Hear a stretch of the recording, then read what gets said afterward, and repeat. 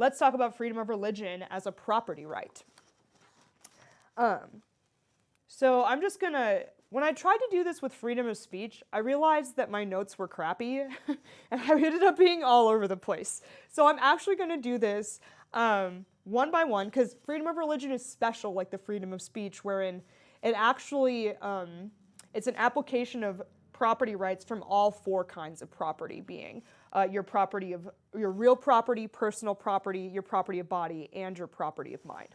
So I'm going to go through each of those in turn, and within each of those, I'll do the 6 sticks within the bundle of sticks, which for those who listen to this podcast know, those are kind of the basic property rights that go along with any one of these kinds of property. So let's start with real property, because that's really easy to understand. Your real property is the land and all of the fixtures on it that you might own. So that would be your house, right? Your house is a fixture on your land, but the actual real estate itself is the plot.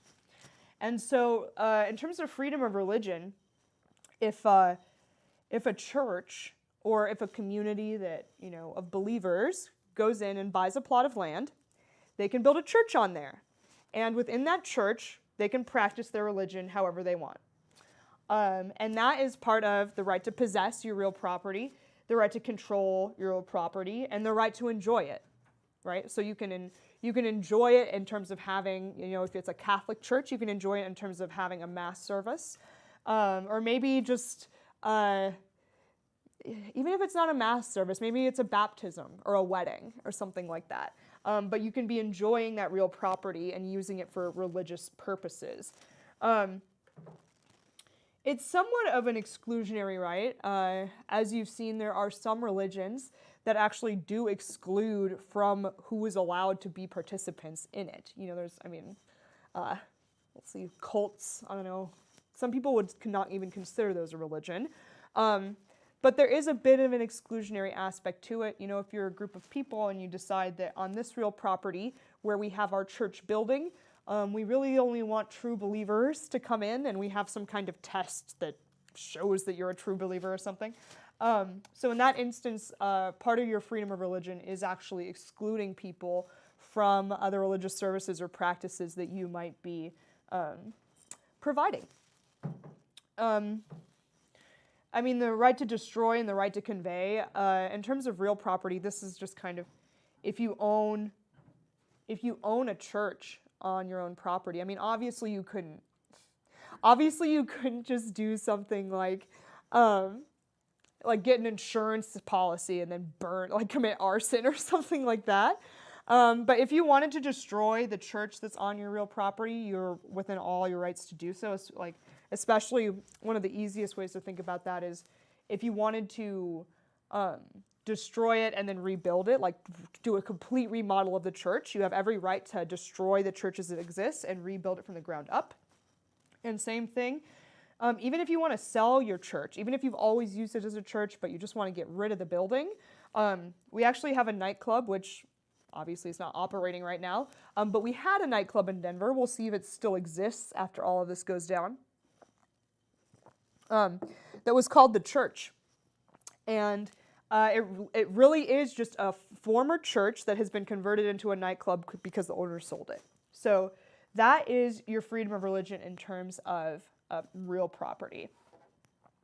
In terms of personal property, I like to use the rosary as an example. And in hindsight, I really should have brought a rosary just so that some of my followers, if you guys don't even know what a rosary is, you could see what it is and maybe, know what I mean by that.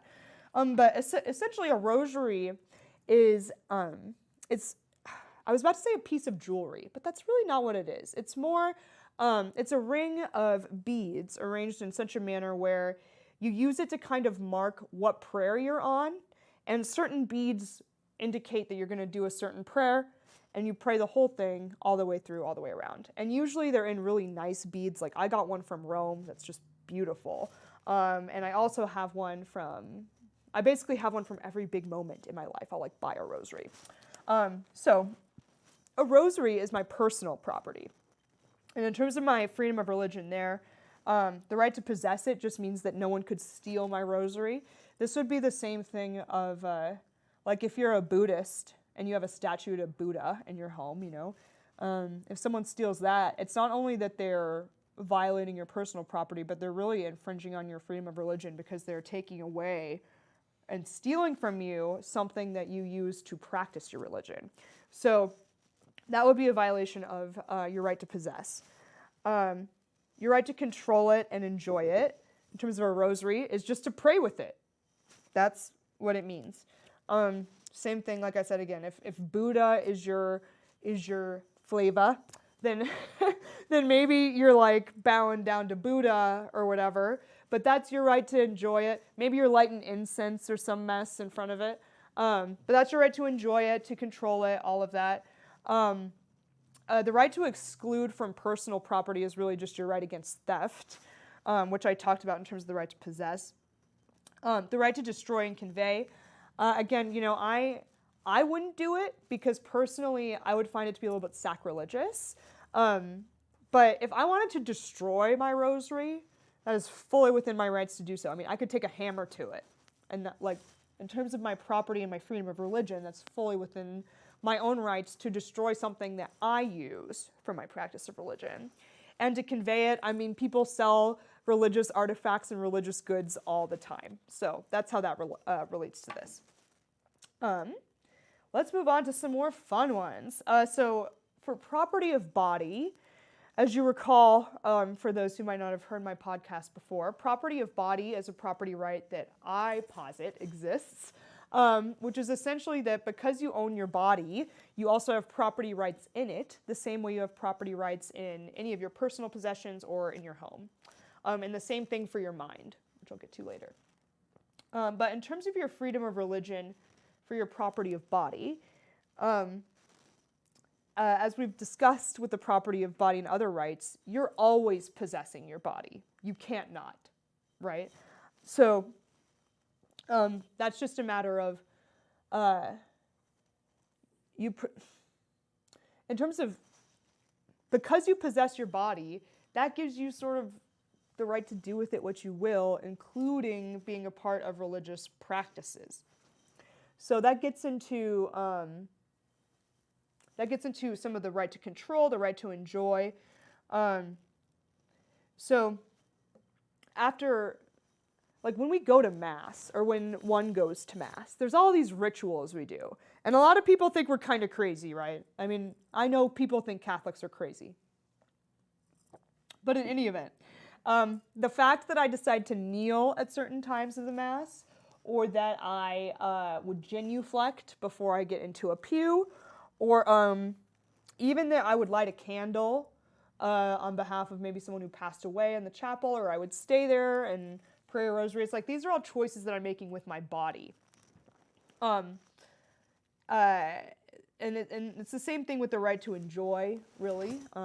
It's that you get to do those things in a positive way. It's like you get to do those things in a way where you actually like it. It's an enjoyment thing. It fulfills your soul to do that. And so that's when we get into, especially within the Catholic Church, the sacraments, such as the Eucharist and all of that. And my mother might disagree with this, but how you treat your body is somewhat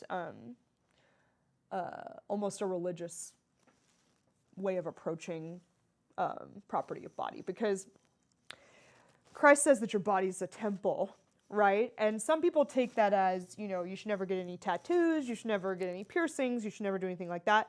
But I personally view it as your body's a gift from God, and you should use it in ways that give God glory.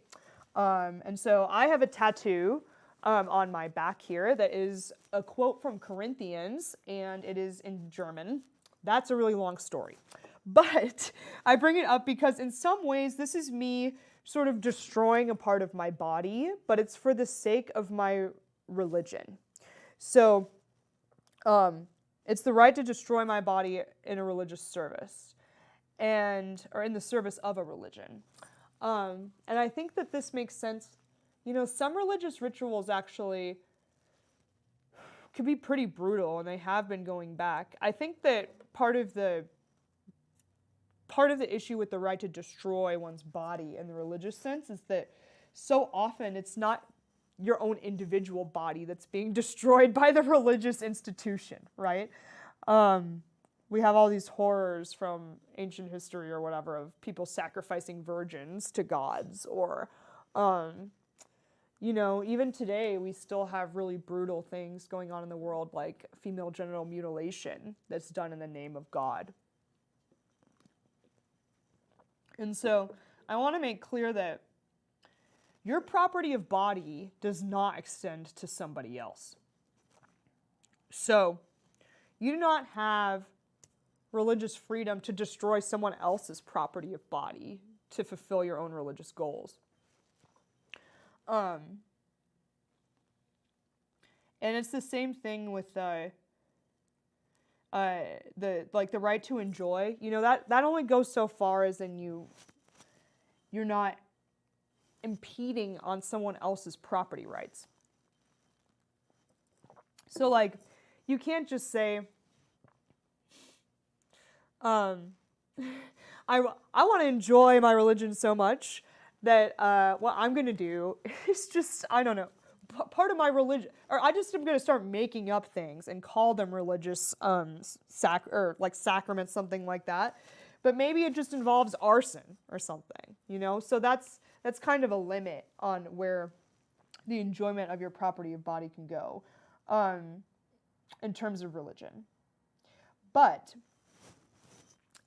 in terms of the right to convey your property of body within the freedom of religion, this is sort of the priest's right to earn a living and the nun's right to kind of make money, to the extent that, not that they're owed money or money should just come to them automatically, but it's the idea that as a priest, when you are giving your services as a priest, you are actually entitled to be able to be compensated for that, because what you're conveying is religious services to your faithful.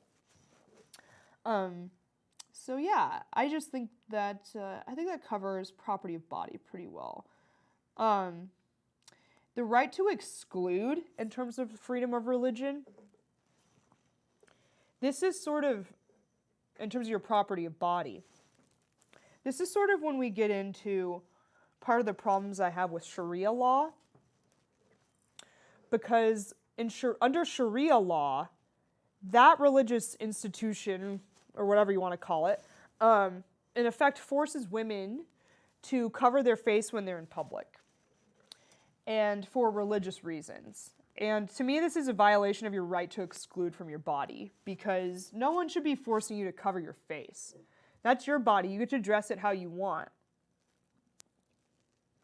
And it is your religious liberty to say no to religions that you are not wanting to participate in. And so that's partially why that's partially why the separation of church and state is really important. It's the same thing with the property of mind aspect in this regard too, in terms of the right to exclude from.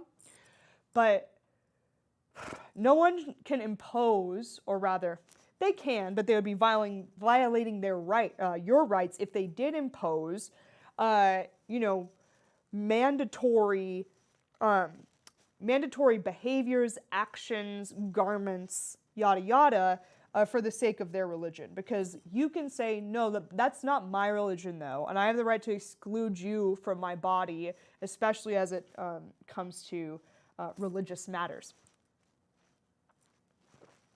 And then, property of mind, the bundle of sticks here, just like property of body, you always possess your mind no matter what. So that's just kind of an always present thing.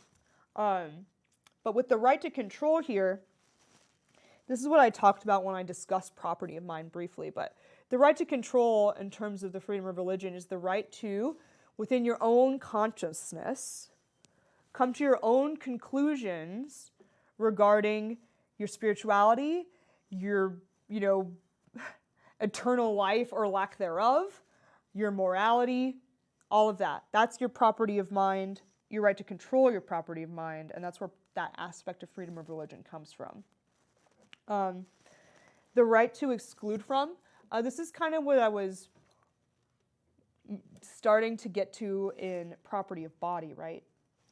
No one can force you to don religious attire that you do not ascribe to and that you do not want to wear. It's a violation of your property of body. Similarly, and so many martyrs have been in this position, right, where they're on their knees with either a machete or a gun to their head, and they're basically told to denounce Christ, and they won't do it, and then they're put to death. But those are individuals exercising the right to exclude from their property of mind as far as their religion goes, and they paid the ultimate price for it in those instances. The truth is that these property rights that I talk about on this podcast are not protected like they should be. So the other thing with the right to exclude here is the freedom to be an atheist if you want. All of these people, including me, right? It's like, I'll be like, it's so good for you to be a Christian. It'll do great things for your soul and like your life and whatever. And pretty much every religion assumes that they have the right way. Otherwise, they wouldn't ascribe to that religion, right? So if you are an atheist, if you're an agnostic, your property right to exclude from your mind is sort of the basis of why you can be an atheist. Because what you're saying is, I can block all of that out of my mind. I don't have to listen to your religious beliefs. I don't have to take in what you have to say. I don't have to listen to your sermon. I don't have to listen to your religious podcast where you're going to rant about the Pope and all this mess in a minute. But that's your property of mind, the right to exclude from your property of mind in a religious context. Let's see. In terms of enjoyment, this is kind of more, instead of what I talked about before, where it's like sacraments, you go in and you have confession. That's partially your body. You're going in, you're speaking, you're doing that. If you get the Eucharist, you actually go in, you receive the body and blood of Christ presently, all of that good stuff. But in terms of your property of mind, it's more so, this is your enjoyment's more your right to meditate and to pray within your own consciousness, wherever you may be. Even on the way over here, I said a prayer just that I would not make an imbecile of myself tonight when I was speaking, and that I wouldn't say anything too terribly stupid. But that was a prayer. I said it in my own mind, and that was my right to enjoy my own mind in a religious context, and we all have that right. It's part of our property of mind.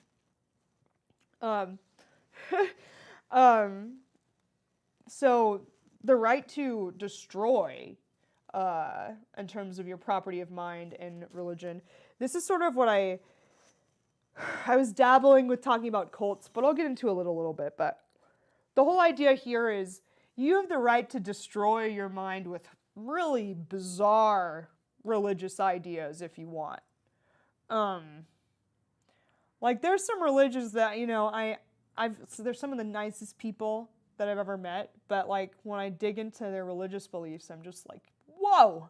So, if you want to be like a Scientologist or something, or like, dare I say like a Mormon, there's a lot of Mormons in Colorado, or like, any of these religions that people have a lot of skepticism about and might, be unnecessarily critical of you and what you believe, even if I or anyone else thinks that those religious beliefs are bizarre or detrimental or whatever, it is still your right to believe them. Even if I think it's destroying your mind and like your soul to believe them, it is still your right to do that if you so choose. So that's just one thing to consider with that. And then finally, the right to convey your property of mind as it pertains to religion is really, this is just your ability to make a profit off of your religious ideas and musings. So if I ever memorialized all of my thoughts about faith or about Christianity, about the Eucharist into a book, and then publish that and then sell it, I mean, that's really me selling my property of mind, my religious property of mind, right? Because it's a religious book. It's coming from my religious aspect of my heart. So that's kind of how freedom of religion comes into being